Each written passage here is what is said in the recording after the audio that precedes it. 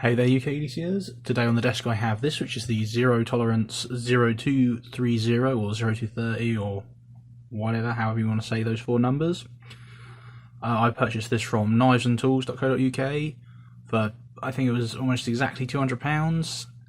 A couple of days later, Heine Haynes released it for about 178, I think, so should have waited really, but I didn't know if this was going to stay in stock long. It did. It didn't go out of stock at all, so, but if you've been following this, the Real Steel Lunar, this was a good example of something that just sold out straight away, so if I've got the money, I always try and get them. It comes in this box, a real beast, go bold, arguably quite a tacky box, but the important thing, whether you like it or not, is that it's not low effort. You know, they've put a statement on there, they've put their marketing material on there. It's not just box with a ZT sticker slapped on it. Or I'm going to say ZT because it's an American company. I should say ZT really, but it just doesn't sound right. I've heard too many other knife reviewers say ZT, so so yeah, inside this box. Yeah, this is the Anso one. Yeah. That was the lanyard. Yeah, this. Let's just have a look for the warranty. There we go. If you want to know about the warranty, there you go. It's $30 for a replacement blade, which is very reasonable. I think that might have got more expensive now. Not sure. I saw something about that going up, but it might have been Benchmade. Who knows? You'll have to check that on the site, I'm afraid. But yeah, I'm going to guess basically it's don't be an idiot with it and we'll fix it if it breaks. If it's not like your fault kind of thing. That said, they do claim it's overbuilt, so you shouldn't really break, but I wouldn't use it as a pry bar or anything stupid like that anyway. It's a dual detent system. I'll show you, there'll be a clip on screen now of the disassembly of this so you can see inside how it works. It's just basically like a detent ball like you would get on a locking knife, just two of them, and then you got three positions. You have fully open, that half position, and then closed. It runs on phosphor bronze washers. The strength on this says no spring, so it's not really a spring strength. It doesn't register, it does fail the spine whack. There you go. And another sort of bad thing about that is there's nothing to stop that blade going into your hand. There's no kick, there's no finger choil, nothing like that. There's no extended ricasso. It is just edge as soon as it closes. So your fingers there, that's cutting. So that's something to consider with this particular model. But as long as you're careful, slip joint should always be fine. You got carbon fibre scales, solid carbon fibre with you got some steel liners, like steel liner inserts in there, an aluminium backspacer. Again, you'll have just seen that in the clip I put up. But there you go. You do get this little on the backspacer. You get a little lanyard, sort of hole thing kind of there. Obviously no clip, which I think is, I think that's sorely lacking on this. I think this is ultra modern enough that it could do with a clip really. If this had a clip, I'd carry it a lot more, honestly. I really like this knife, but I also really like you know, proper traditional.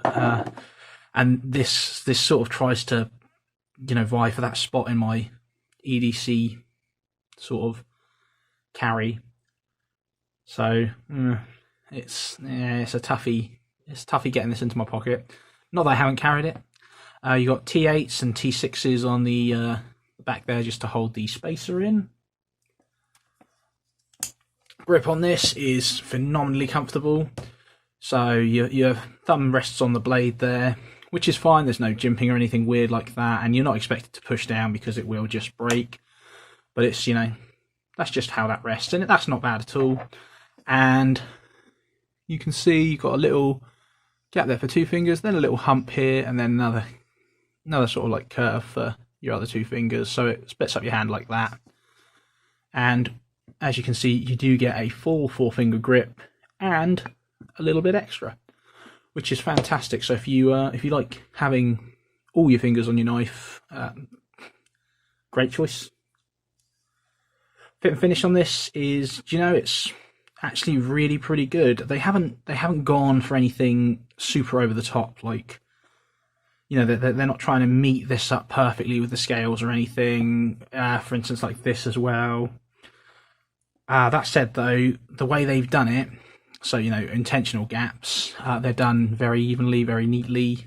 There's no real discernible difference. A difference I can see is this scale has more of a gap between the blade than this one, and I don't know why that is, because it is perfectly centered and there's no blade play, but there is, see that, just a bigger gap here. It doesn't affect the functionality whatsoever, though. It's just a really small fit and finish issue. Like I said, it's not really an issue. It just, if you notice it, it looks off. That's all it is. Doesn't affect the functionality of the knife at all. Like I said, 0 blade play on this thing, which is actually pretty good for a dual detent knife. Usually they've got at least a little bit that I can find, but not on this one. Blade material is 20 CV, edge retention, not the greatest. I have had to sharpen this a couple of times now. I do have a little bit of experience with 20 CV. I have this Hindra, the XM Slippy. This is the most carried variant. I have the sheep's foot and the slicer. This is the Spanto grind. I quite like them, in case you hadn't guessed. This is my most carried one, and I barely had to sharpen this at all. This just goes and goes and goes forever. Now this one, it's really not bad. And this it's still getting through that first bit of fatigue edge kind of thing. So it's not, again, my edge retention is shit. My edge retention, like, test, I shouldn't really even say it because it's just spewing crap, but if you're going to just use the factory edge anyway and you want to know, why not? It's still good. It's still 20 CV. It's just a lot, well, I don't say a lot, softer than that Hindra. I've had to sharpen this more in the time I've carried this than in the about almost a year I've owned this one. And again, it's not that bad. It's only like sharpened it 4 times, but this one I've sharpened about 3, and 2 of them were, one of them was because I put a dent in the blade, and the other one was playing around with a Lansky and putting a new angle on it. So, I do think the Hindra has better heat treat on it. But like I said, it's still completely fine. Don't let that put you off.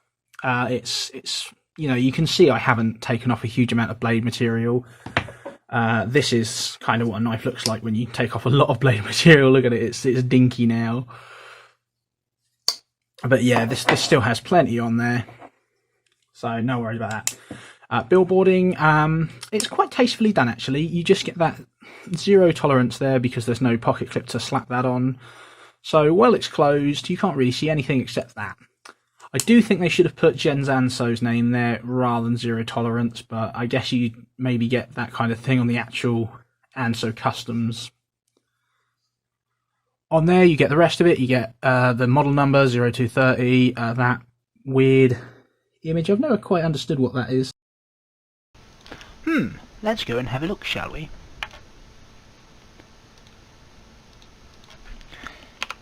Zero tolerance knives. Whoops, the wiki.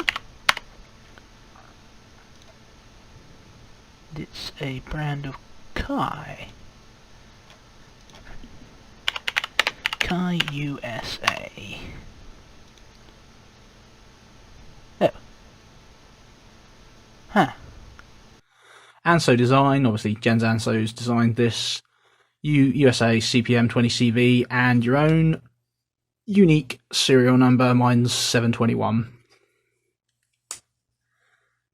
So let's do a size comparison for these, along with stats on the screen here. There is a paramilitary 2, there is a Benchmade 940, and there is a mini reptilian. And for the UK, or just any place that can't carry locking knives without a reason, here's something many people should know. It's very similar size to a standard sized, larger Victorinox. There's a UK PK. That's the Pioneer, by the way. And the classic SD. Little teeny tiny thing. So there you go. I'll quickly grab the thickness behind the edge for you, because that's something that quite often that chart I've got doesn't include.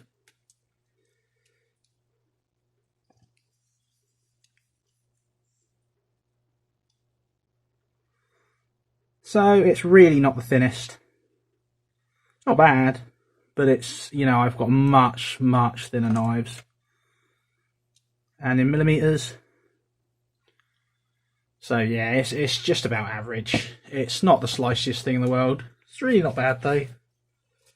I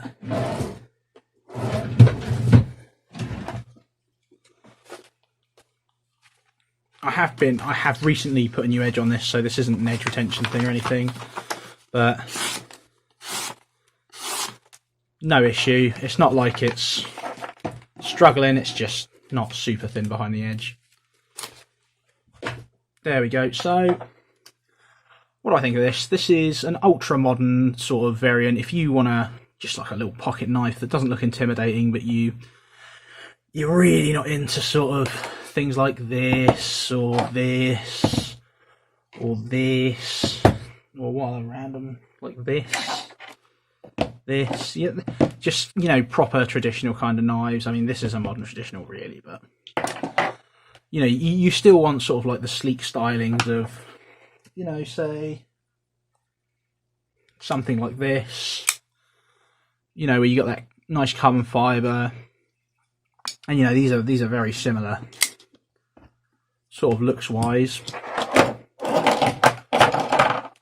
Well, materials wise anyway. Not obviously, they're completely different shapes, but you know, you want something. Maybe you want something to match, like this to be secondary, that to be primary. Maybe you want as close as you can legally carry, like to look like this, but obviously this is a flipper lock knife, like a frame lock.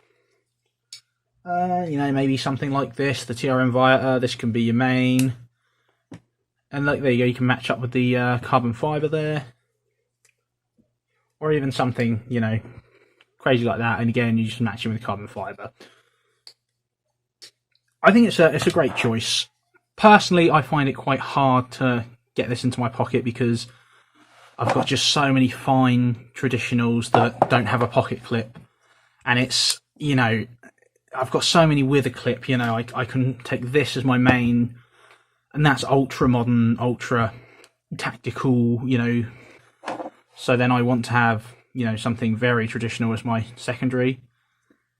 So it's actually not super easy to do this, like to find time to put this in my pocket, but it has been getting in there because this is very comfortable. It's a very nice knife to use. I really don't hate this at all. I think this is just, it depends if you like the look of it and the material, because there's really nothing wrong with this. At the same time though, I wouldn't say this sort of excels at all, unless you're really looking for a non-clip, sort of unthreatening, you know, because the blade shape is nice and non-threatening as well. Unless you're specifically looking for that, you know, it's probably not going to be my first choice. Like I said, I'd pick something with a clip if I want these materials, or if I want a knife that looks like this, I'm totally happy to go with one of these. That said, I do still very much like it, and this is probably one I'm going to keep. Probably not going to move this one on, but yeah. If you like it, I guess, there you go. Thank you very much.